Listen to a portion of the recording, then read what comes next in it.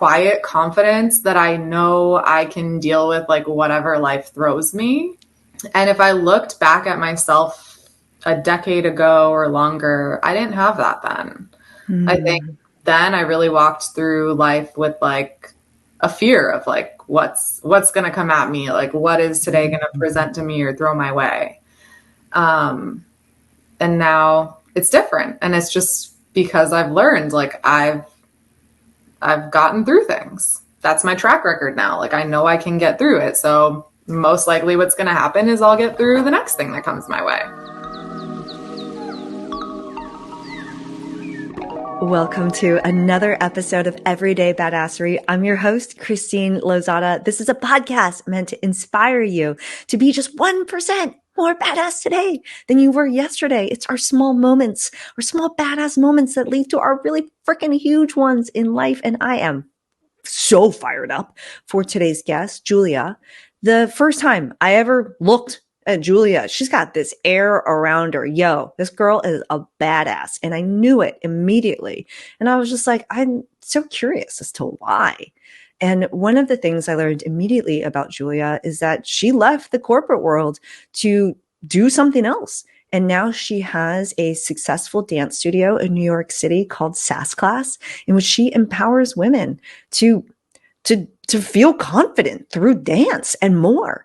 And I interview her today, not only about that, but about some other just really badass moments that she's had in her life that have led to who she is today, which is a woman that walks her walk and talks her talk. And I need not say more. Let's bring her in. Introduce yourself. Who are you and what have you created? So I'm Julia Sokol. I created Sass Class, which is a women's empowerment dance studio in the heart of Manhattan. We not just, but a few months ago celebrated 7 years. That is not a just. That is a huge thing to celebrate. Yes. Yep. Lucky number 7. And my life before that was very different. I had a corporate career before I started Sass Class. I cannot wait to dive into that from to. But I'm curious, why? Why did you start Sass Class? So I actually kind of fell into it. It happened really organically. I was not trying to start a business. I quit my corporate career, took a while to just travel and honestly see where the wind blew me. Like I just wanted to be free. After getting that out of my system, I came back to the New York, New Jersey area, and I enrolled in a self-development and leadership program. In that program, one of our assignments to develop ourselves as leaders out in the world was to launch something, to create something that would benefit people. And dance has always been my passion. It's always been my hobby, my entire life, pretty much. So I decided to share that skill with women, and I launched what became the first iteration of Sass Class. It just kind of took off and I kept going with it and ended up incorporating and, here we are 7+ years later. Oh my God. Congrats to you. And we will unpack that a bit because I'm curious what that travel experience was like for you and how you were able to listen to yourself. But I'm curious why the name Sass. Like, what does Sass mean to you? So originally I called it a sassy dance class for beginners. I wanted it to have a name that was easily understood by someone that didn't have dance experience. So instead of calling it like a street jazz class or a hip hop class, because you have to have some knowledge of dance to even understand what is street jazz, what is hip hop. I wanted it to be just you read the title and you understand what you're getting yourself into. So it was called the Sassy Dance Class because to me, sassy was the word that described the flirty, feminine, really like flirtatious, feminine, fun, cute, a little bit of an attitude, a little bit of like a snap, a little bit of that fierce energy. That's what I wanted to have in the room and bring to the choreography that we were learning. So that's how it started. And then it just kind of morphed into Sass Class as a shorter version of that original name.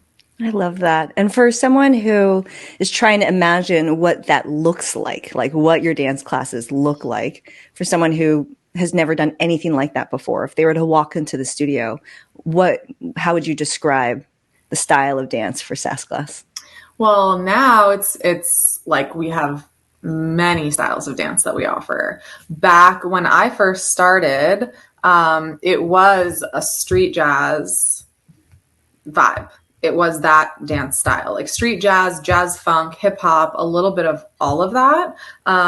The best way to describe it would be if you grew up watching like, TRL on MTV. I did. And you were like, trying to learn the dance from, Britney Spears or Christina Aguilera's music videos back in the day, J-Lo, Beyonce, Destiny's Child, all that stuff. Like the vibe that you saw in those music videos or in their iconic performances at like the Super Bowl or, the VMA awards, stuff like that. That was the vibe. It was like, I wanted you to feel like you were a pop star in a music video. So that's kind of how it started. But since then, we've really added so many dance styles to the roster. So now actually our most popular style is heels. Oh, tell me more. We call sexy stilettos. But it's pretty similar to the style I just described, except you're doing it in a pair of heels. And it can be more like sexy, I would say, than like the pop star kind of vibe. So it can go more into like the R&B music, like really like slow and sensual, really like ooey gooey, kind of like delicious, like feeling yourself femininity. That's our most popular dance style because that style in general has just blown up, I'd say over the last like 5 years. And then we offer a range. Like we have, more recently, we added Bollywood, reggaeton. Yeah, so we've got like some nice diversity in there. We have instructors from different countries who are teaching dance styles like reggaeton and Bollywood. We've got chairography, which is a really sexy dance with a chair, burlesque, hip hop, street jazz. This is a lot. You really have evolved over the last 7 years. That's amazing. Yeah. I was like, honestly nervous to add, because I actually, one of my kind of like business philosophies and general philosophies is I think people get really overwhelmed when they have too much to choose from. Like when I go to a restaurant and they have a crazy huge menu with too many things that I want, it's almost like I'd rather you had less on this menu. When the menu's a book and you're overwhelmed. Yes. So for a long time with Sass Class, I wanted to keep it really simple and have just like 4 dance styles to choose from. And we did for a long time only have 4. But then it was just like, I had to listen to the customer. Like I'm big on just listening to the community and giving them what they want. That's really like one of my like guiding principles. And they really like, it was time for us to add, new dance styles, new instructors, all of that. So I kind of went against like one of my own kind of philosophies. And I'm sure that now it can be a little overwhelming if you look at our schedule, because we've got like 30 plus classes a week now in different dance styles, but it's working. So yeah, but you're saying something important though, which is, well, you may have come in with a philosophy that you thought you would stick to your guns on, but it really did make sense to, and you could always go back, right? You could always go back to simplifying the schedule and all the things, but you tried something and it's working for you, and why not? And I think that's important because I think about some of the own values or philosophies that I have where I thought I'd stick to my guns on. Actually, I thought I would stick to my guns on, not telling like the full story all the time, because sometimes it's personal or private. And I have found that being more authentic, especially like in this podcast and sharing the stories, serves others more than I could have possibly imagined. And actually in that theme, because my next question for you is around how you empower women through this dance studio. So Sass Class is located in New York City. I'm very close to the Empire State Building. I was actually trying to go through some of my old emails and notes, because when I lived in New York City, I used to go to S Factor, which is the way I would describe S Factor would be like sensual dance, and it's pole dancing and floor dancing. You're doing a lot of dancing in 6-inch stilettos.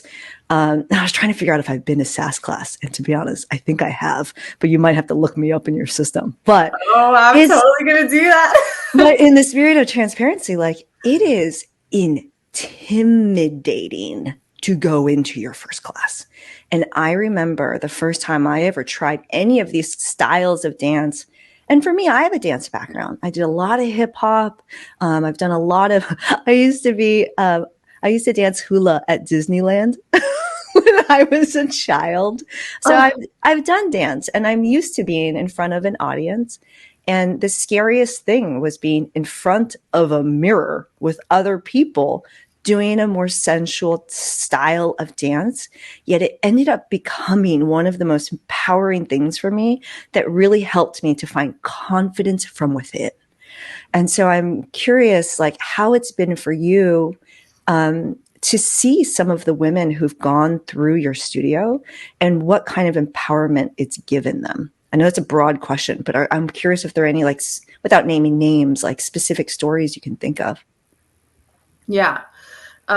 There's so many, and I feel it's like a pinch me moment for me to even be able to say that there's so many of those stories. Just the other day, like, someone DM'd me completely unprompted on Instagram and wrote out, several paragraphs about the impact that Sass Class has had on her life, on her confidence. She comes from a culture where women are not necessarily encouraged to be bold, to be kind of like sexy or sensual, at least not out in the open. And it's kind of like a culture with more traditional gender roles. And for her to step into a space where she's encouraged to be the most free and most self-expressed version of herself. Yeah. And she's encouraged to take risks and to be bold, and she's celebrated for all of that, is something that she said has changed her life in the studio and out of the studio, and, completely impacted her confidence in all areas of her life. And that is a common story that I hear. It's like, I'm so lucky and blessed to be able to say that, but that is something that I've been hearing for, 7 years now. And I, to be honest, didn't realize the impact that we would have when I first started my Sassy dance class for beginners.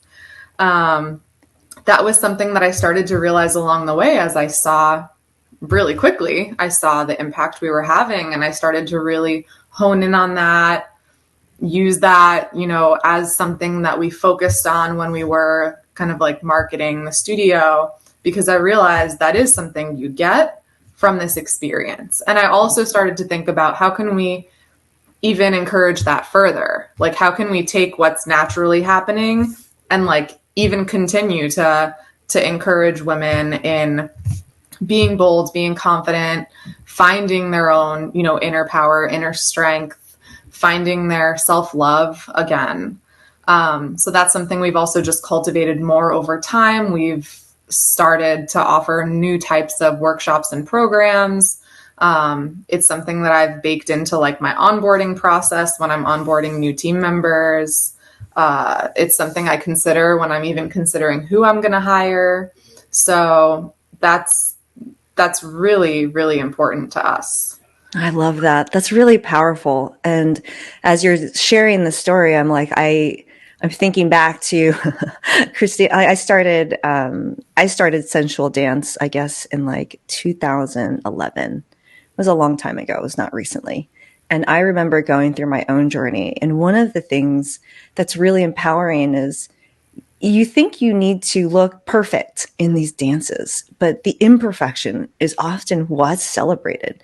And you have a room full of women who are out there maybe looking as silly or as badass as you are, but you're all cheering each other on, and it feels really fucking good. And to be seen and acknowledged for the beauty that you have within you. And what's interesting for me is, even though I ain't ever seen a pole trick in a strip club that I can't do. Ain't no one has ever seen me do it in public. Oh, that's not true. I've done it like twice in public at parties, but that's but it's something that you have within you, that you hold, and that confidence you bring out into the world. And so I'm curious how you bring sass into your own life. This is a really tough question, because when I met you at Camp Indie, you have an air about you where you're just like, oh yeah, this girl's got it. Like this is a confident woman who knows herself and what she wants. And I'm wondering how you have that, like, where did that confidence come from? And how do you embody sass in your own life? This is definitely a complicated question. I bet. Like, some of it for me is honestly fake it till you make it. I've always been a person that actually I'm naturally shy, and I don't believe that. Yeah, I really am. Even Erica like doesn't believe me to this day and has known me for many years. And I'm like, girl, I am shy. Like, I would never get up on, there's a reason I didn't karaoke. There was a reason I wasn't like, but I also kind of wanted to be in camper mode and not in like, leading workshops mode at camp. Yeah. But yeah, some of it is fake it till you make it for me, because I don't like to show weakness. So even if I feel shy, or even if I feel weak, or I feel nervous or scared or insecure, I never have liked to show it. That's something that I've just had with me my whole life. I think it's like, I don't want other people to sense that. So I've always been like I'm going to project more strength and confidence than I feel a lot of the time. And then, sometimes that works and has you actually feeling that way. But I will say that just owning a business has drastically improved my trust in myself and my confidence. Because, and I was actually thinking about this yesterday, having gone through just so many like challenges and trials and tribulations along the way, and, persevering through them, however hard they were, has just really taught me like I can get through anything. And sometimes it's like a fire drill. Like sometimes someone calls me and there's like a crazy situation and I have to think on my feet. That happens a lot.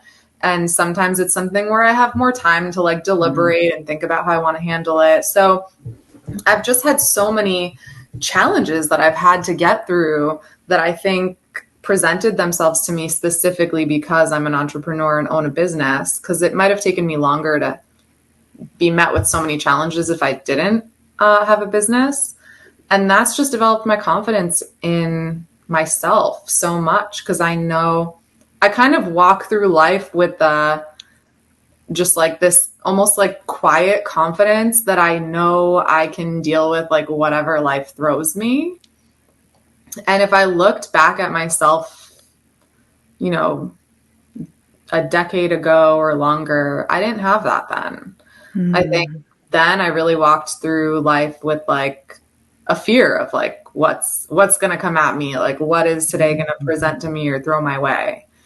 And now it's different. And it's just because I've learned, like I've gotten through things. That's my track record now. Like I know I can get through it. So most likely what's going to happen is I'll get through the next thing that comes my way. That's really powerful. As you're sharing your story of entrepreneurship and owning a business, I feel that same transformation through solo travel. Because when I'm traveling alone, in other countries or even within the United States for short periods of time or very long periods of time, shit's going to happen. Like something's going to go wrong. And sometimes it's like, oh, like one thing and it's not a big deal and you kind of overcome it. And other times it's like a shit storm for a long time and you have no one but yourself to take care of those things. And yet here I am, right? Because I got myself out of every situation and I come out of trips like that being like, wow, I got through and solved all of those problems and still had a phenomenal time. You having an impact to empower women through dance and offering more and more all the time. And it's like, yes, of course I have this confidence that I carry through life because I was able to do that thing. I don't know what it is I wouldn't be able to do.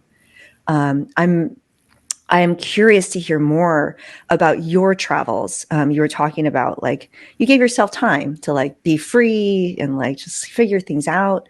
A lot of people take trips like that, but they oftentimes come out of it without the clarity.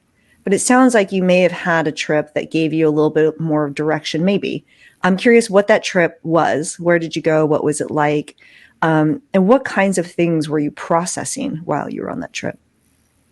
Actually, as you were sharing just now about travel, solo travel, having given you that confidence, I realized that that's sort of where it started for me too, was with that trip I took after I quit my corporate job, but before I started Sass Class, because that was a solo trip. And where'd you go? Where'd you go? Where'd you go? So the funny thing is like, I feel kind of like, when I talk about it, because here's the thing, it's not my most exciting trip of my life. Doesn't need to be. Yeah, in fact, it's like one of the most like chill, like not no like crazy things. So I wanted to buy a one-way ticket to Bali, but my mom flipped out and did everything in her power to stop me from going there. So I was like, okay, you know what? I don't want to like deal with this anymore. I will pick a location that she's not going to flip out about. So I ended up buying a one-way ticket to Hawaii. And I had no plans beyond my first week there. So I flew in, I did a yoga and poi dance retreat where I learned how to dance with poi, like, you know, dance with like fire also, which is really cool. And I've been meaning to like pick that up again. Badass. And then after that week, I just Googled, like, I really wanted to live on a commune, which they're not called communes anymore. They're called intentional communities. But I happens to be like on the right island of Hawaii to do that, which is the Big Island, because there's an area of Big Island that's like all jungle and it's really in the zone that could be completely wiped out if there's like active lava flow. So for that reason, it's not really like, I think like the government, whoever kind of looks the other way if people are just like popping up in the jungle and forming intentional communities. So I found one and I stayed there for a few weeks and it was, you know, the stereotypical like nudist, polyamorous, like sustainable eco, like, you know, peeing in a hole in the ground. Like, hold on, we have to do a quick pause in which you share the craziest thing you saw or experienced or did within that not called a commune. So I didn't witness like an orgy. I wish I did. Apparently they had one like recently before I arrived. Oh, so, before you arrived. Darn timing. I know. Like, damn it. But, you know, everyone was pretty much nude all the time, or a lot of people were, and a lot of people living there were in like polyamorous relationships. So it was just cool to, I mean, part of it was cool to see like how quickly you just like don't even care that everyone's naked around you. Like, it's just not even, it's like, it's not weird at all after like 12 hours. Well, it's interesting. As humans, we can oddly get used to anything. I mean, think about the weird things we got used to during the pandemic. Yes. Or in other periods of life or places. But yeah, you really can get used to anything. Having lived in San Francisco for over 10 years, you do get used to naked people being around all the time. Yeah, it's like not, I mean, it's our natural form. Like it's It's not also weird true. and it doesn't have to be like a sexual thing at Hmm. all. Um, Although I was kind of wondering, like, at what point does it become sexual? Because, like, if you don't see someone with their clothes off all the time, then it's kind of like exciting to see them with their clothes off. Yeah, I But didn't then even if you're think like about that. always naked, like, when does it become exciting? Like, I was kind of curious. Maybe it becomes sexy to put clothes on. Yeah, it's like, okay, let's play dress up because. Yeah. Oh, that's a really good. I'm going to have to think about that one. I'm going to keep me up tonight. Yeah. Okay, so Um, you didn't see an orgy, but you saw a lot of naked people. I saw a lot of naked people and just people who were choosing to live their life in a completely alternative way to mainstream society and people who believe in completely alternative, things. And the kind of founder of this community, like, very, I agree completely, to be honest, with like his philosophy on how people should live. And he really believes that people need to live in a more tribal way, like we used to. And like the reason, like, it's just so complicated to like go into, but the way modern society is, it's like, it's almost like everything is rigged against us. Like, Yeah. we live in these single family homes. We don't have community anymore. We have to raise our babies with like little to no help. Um, if we like break up with a person, it's like our entire life has to like break in two instead of when we used to live tribally or as they do in this intentional community where people break up often because it's like polyamorous and you might no longer want someone as your partner, but they're still living in the community. So it's Hmm. like instead of just splitting your life in two and never talking to that person again and losing half of your friend group, Hmm. it's like the community opens their arms to you and like supports you through your breakup, supports you through your healing so that you can get to a Mm. point where you can continue to be at peace with each other and like live in community together. Like there's just so many things about the way the world and modern society is set up now that like go against just make things harder for all of us. Like Yeah. honestly. You just described my divorce and friendship breakups and all the things. I was like, oh, yeah, I've been man, I through that lost half too. of It's them. That like sucked.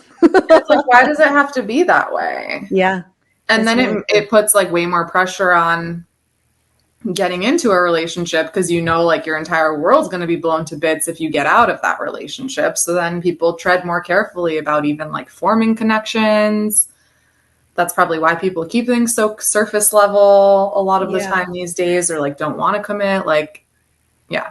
I'm so curious because like I'm hearing you tell this story, and for those who don't know, you live a very well. I don't want to call it that's abnormal, and what your life is normal. It's you experienced a very different way of living. Yet you live a fairly traditional life. You have a place in the city in New York. You have maybe where you're at right now, a family's home as you're raising your child.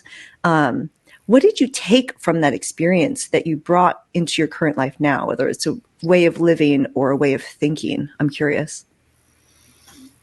I mean, I've always been like a nonconformist. So my way of thinking has always been like, if most people accept something or do something, I'm probably either not going to do it or like only do it if I independently decide, like, yeah, that makes sense, you Got know? it. Yeah. So, I think just in general, like that intentional community and all the things that they believe, I, I still really like want to find a way to incorporate more of that into my life. It's just something I haven't figured out yet. Hmm. Um, I always have these ideas of like how I want to build more community or how I really want to start something that encourages people to do more like group activities together. Um, I would love to create like a group of people that just go on adventures like all summer together. Like Yeah. this weekend we're going to do Six Flags. Like next weekend we're going to do a hike. Next weekend we're going to do this. But I always get stopped by like my worries that people are just so non-committal or that it's going to be like impossible to get them. Honestly, it's the non-committal thing. I feel like people are non-committal. Yeah, I can understand that. Even with Camp Indie, like trying to make next year happen, which I hope it does happen. Like Same. sharing it with my friends, and I'm like, come on, buy your ticket. Like, Yeah. let's just like live our lives. Like, let's do things. Like, for me, it's so easy. It's like Erica knew I was going to sign up when she shared it with me, because I just like, I'll jump into things before I even think about them. And yeah, that's what I was going to say is people, in my opinion, in my experience rather, have been non-committal because they spend time up here thinking about it.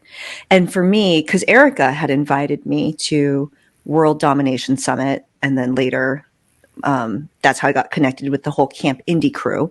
And she told me within 3 sentences why I should go to World Domination Summit. I didn't give myself time to think about it. I was like, I know that feels right. I can say yes to that. And I am someone that when I say something, I stick to that, which makes me a committed person. But I just feel like too many people spend, let me think about it. Oh, let me check my calendar. Let me see what else is going on. Oh, tell me more about the thing. And it's like, like you don't really need to know. You don't need a lot of information about a lot of things for your gut and your heart to truly know if you do or do not want to do the thing. We just, as people in the society that we function in today, tend to overthink because we're given too much information, just too much stuff to process. And I love how you really simplify a lot of things in your own life and decisions you make. And also how you run your business, which I think is really cool. And also like you're truly listening to your heart and your gut as you're making choices. Like why can't there be more of you in the world? I don't know what it takes to like, I don't know how I ended up like this, but I think part of it is that I do often think about the fact that like life is flying by. Life is I'm not going to have life forever. I honestly think about this almost every day, to be honest. And how even if I do have even if I do have multiple lives or I've been here multiple times, I only remember this one anyway. So like, even if I am going to like come back or whatever, or even if I've been here before, like the only one I'm consciously aware of is this one. So I have to make this one count. Like, it doesn't matter if I am coming back, because like I only right now, like, I'm consciously aware of this one. And I think that like really, I mean, it gives me anxiety on the downside, but on the plus side, it does encourage me to be like a little bit more decisive with my life, like a little bit more risky, because I'm really just trying to like make it count. And I don't want to have regrets. I mean, I already have some regrets, like things that I wish I had just done. But I try not to linger on that, because like it's not helpful to think that way. And I kind of just believe like everything that happened is the only way it could have happened. Yeah. Because like the person I was when I made that decision is the person I was, and I couldn't have been anybody else. So that's the only decision I would have made with the information I had, or with the experiences I already had, or whatever. So I fucking love that. I subscribe to that 100%. Like I am all about you have one shot to live the life that we're living right now. Like we don't get a do-over on this one. We might get a do-over on some other one, depending on what you believe in. But what's happening right now is not going to happen again, and make the most of it now. And I mean, not to be morbid, but one of the things that I recently reread was a book about the regrets of the dying. And it's a woman who is like basically a bedside nurse for the elderly, who oftentimes would be with them on their deathbed. And she would ask them and interview all of them. And there were themes across all the people she cared for about the things that they regret. And I like to read books like that because, I mean, there are themes around what people tend to like. People wish that they didn't work so hard. People wish that they connected more with their friends and their family. People wish that they didn't take life so seriously, on all the things. And I'm like, there are things I can learn from that and bring them into my life right now as I continue to act like I'm 12 and going to these adult summer camps, adult only cruises, wearing all neon. I think that's powerful. Hold on. I'm dying to know though. How long did you live on the thing not called a commune? I think it ended up being like 4 weeks. Oh yeah, that's a long time. Cool. Yeah, 3 or 4 weeks. And then, Did you ever become a naked person? yeah, Oh, good for yeah. you. How It long took did it me like take? I'm a so curious. little, it took me a little while. And I definitely wasn't one of the people who was like naked 24/7. It Yeah. was more like, oh, I want to sunbathe. So I'm just going to be fully naked and like don't care because everyone else is too. But I was definitely not like, I'm naked all the time. Oh, got it. You weren't like gardening and cooking and stuff like that. No, no. Yeah, I didn't become a fully naked person. Um, But but what were yeah, you processing during this time? Like, so this was happening during your transition from corporate world to the beginnings of Sass Class. yeah. So, like, what did you bring back with you that helped you to step into that next part of your life? So I thought that the key to happiness for me was going to be just being a nomad. Hmm. And so I thought like I'm going to buy this one-way ticket. I'm just going to go where the wind blows me, just follow my instincts. Um, After those 3, 4 weeks on that commune, I pretty much like played it by ear every single day. So most days I would wake up and like not know where I was going to sleep that night or what I was going to do that day. And that brings me back to like that helped me also develop my confidence in myself because I was like not stressed out about the fact that I don't know where I'm going to sleep tonight. I was like, I'm going to figure it out. It's fine. But one of the main things I brought back and learned on that trip was that being just like ultimate freedom was not the key to happiness for me. Mm. Like I thought I was going to be a nomad for years when I headed out on that trip. And about 2, 3 months into it, I was like, and at that point I was already in Israel and Croatia at that point. I was like, I'm like, I kind of feel like I'm done with this trip. Like, I don't know. I kind Mm. of just want to go back. Um, and I think part of it was that I wasn't like working on something or building something. Like, I think if I Mm. had a project, then I would have felt more meaning to what I was doing. But because I was Mm. just kind of like floating and traveling and like didn't really have any kind of like purpose other than just being free, I felt a little lost and kind of like meaningless.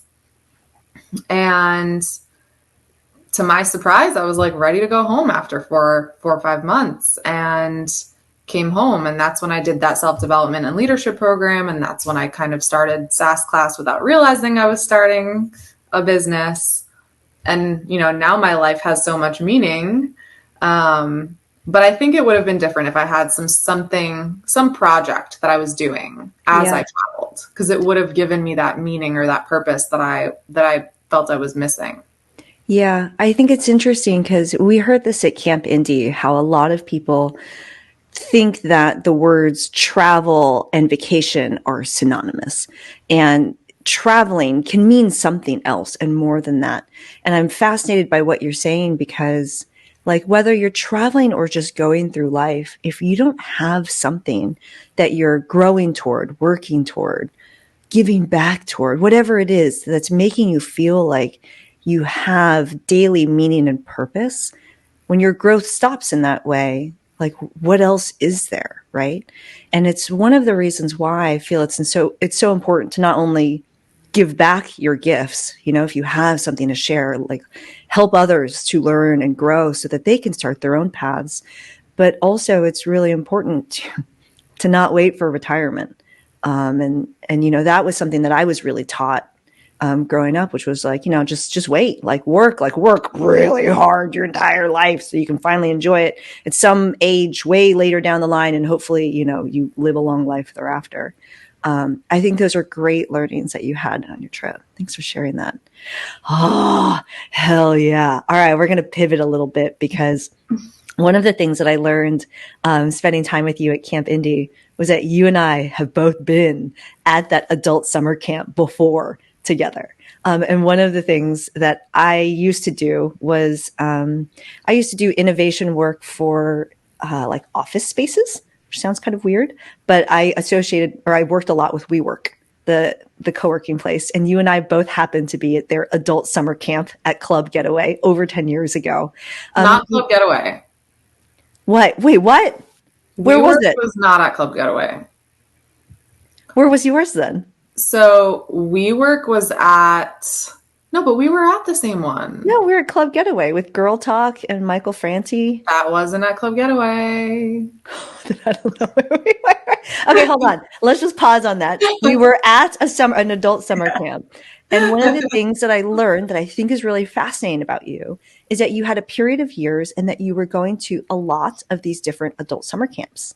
And I think it's interesting to experience a fun and playful environment in which you can truly connect with other people in a place where you're doing things that like you do on sixth grade camp, but you're often, not always, alcohol is involved.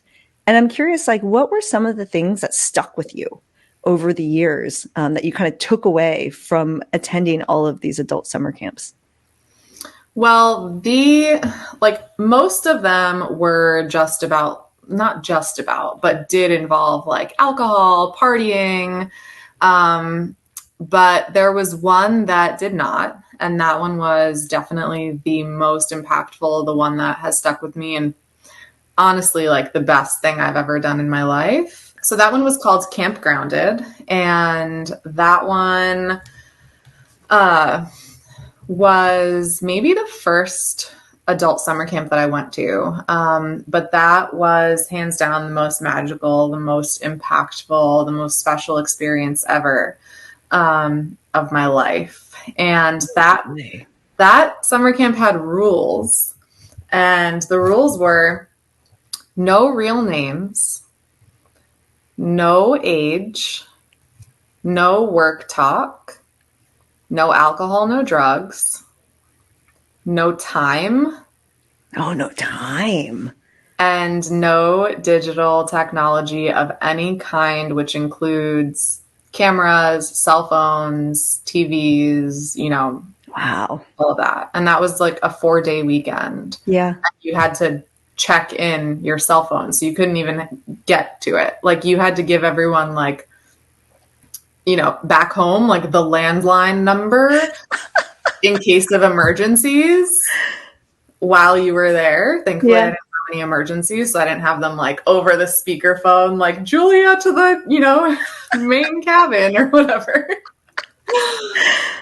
But all of those rules were actually in place to create the most magical experience. And I went not knowing anybody.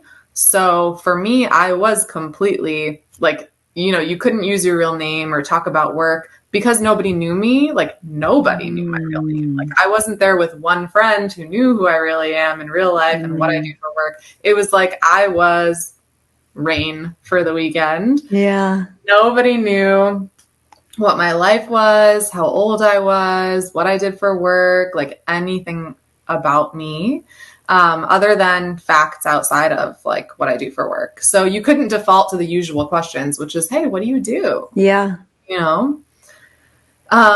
Having no time was really liberating and really interesting because they would just go around with like a kind of like a horn or a trumpet to wake you up in the mornings and be like, breakfast is in, the length of like a Simpsons episode. And you would just kind of like guesstimate like how it feels. Like you would just be like getting ready and be like, I don't know, this is not really here anymore. I guess I should go. I guess it feels like it's been, the length of a Simpsons episode. Like it was really liberating to not have to depend on the clock so much. And then, having no digital technology or access to your phone was really liberating for me. Because, like, phones are a crutch for so many of us. Like, the moment we feel awkward, we just pull out our phone and look at it. Yep. It kind of, it took away a lot of the crutches that we have. Like, no alcohol, no drugs. So even though there were theme parties, like, nobody was nobody was inebriated at all. So Yeah. that was actually the most uncomfortable for me. Like being at a party, it made me realize like how much I depend on alcohol to loosen up when I'm in that type of environment. That was like very uncomfortable for me. Yeah, I love this. It's going to make me as I go into my day to day over the next few weeks, I'm going to be conscious of how many crutches I have around, time or using my phone or I am a weirdo and pretty much the same person with or without champagne. So I know there's no change on that front. But I think that's really interesting. That's very liberating. It makes me think of during the World Domination Summit with Erica. For those who don't know who Erica is, make sure you check out her podcast. That will be linked in the show notes below as well.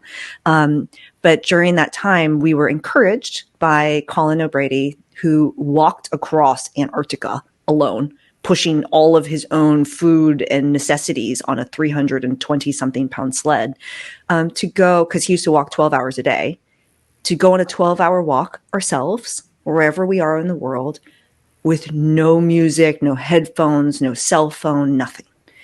And it was a completely unplugged 12-hour walk. And it's not supposed to be this athletic thing where you don't have to be like power walking for 12 hours. Like you can take breaks and rest, bring a journal, but it's really just about unplugging and having this liberating thing of just reconnecting with your surroundings, with movement, and something very simple that's accessible to everyone. But I love these two kind of very liberating experiences you shared between the not called a commune and also these adult summer camps. But I have two last questions for you. One is we really opened and talked about Sass Class for a long time. And for those men or women who are listening to those stories and is like, I'm curious about that, but like, I don't know. I don't really know if I feel like comfortable trying something like that. Like whether they come to Sass Class, hopefully, again, located near in New York City, all that info in the show notes below. What would you say to encourage them to like come in and try it and see what it's like? One of the things I would say is, when's the last time you did something for the first time? I think in our lives, we have a very limited number of firsts. And I think you always remember your first time of any new experience that you have. And there's something so special about that experience. So even if that's your only motivation is like, you know what, I've never taken a dance class before, or I've never done hip hop before, or whatever new dance style you want to try, like try it for that experience of having a new first that you can kind of like tick off on your belt or whatever you call it. Because those are the memories that we have for a lifetime that we never forget. We never forget those. So that would be one thing that comes to mind. And another is just that you literally have nothing to lose. Yeah. Like you really don't. Like there's nothing really that can like go terribly wrong. You're, at the very least, you're going to walk out knowing a little more about yourself and what you like, what you maybe don't like as much. So there's really just no downside. There's only opportunity to learn more about yourself. And at best, you might find a new passion and something that unlocks access to a new side of you, or a side of you that you haven't seen in a long time. So yeah, there's really only opportunity. Hell yeah. I love that mindset. You ain't got nothing to lose. Answer this in any way that feels right for you. Julia, are you a badass? Why or why not? Yes, I'm a badass. Why? Hell yeah. I know you. Hell yeah, I know you are, but why? Tell me why in words. Because I walk my own path no matter who tries to stop me. Hell yeah. It takes guts to do that. all the time. Hell yeah, girlfriend. And where can people find you and where can people find Sass Class? So find me on Instagram. It's at Jewel Soko. And then Sass Class also Instagram is full of amazing content from our classes. So it's at Sass Class NYC. And all of that info will be in the show notes below. Please connect with Julia. She's such a badass.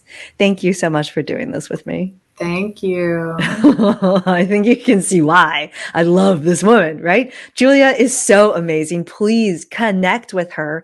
Check out Sass Class. All of that info is in the description below. And if you found some value in today's episode, please leave a positive review. It does help this to distribute it to more people. Connect with me. Connect with Julia. Go forth. Be badass. We'll see you in the next adventure. Ciao.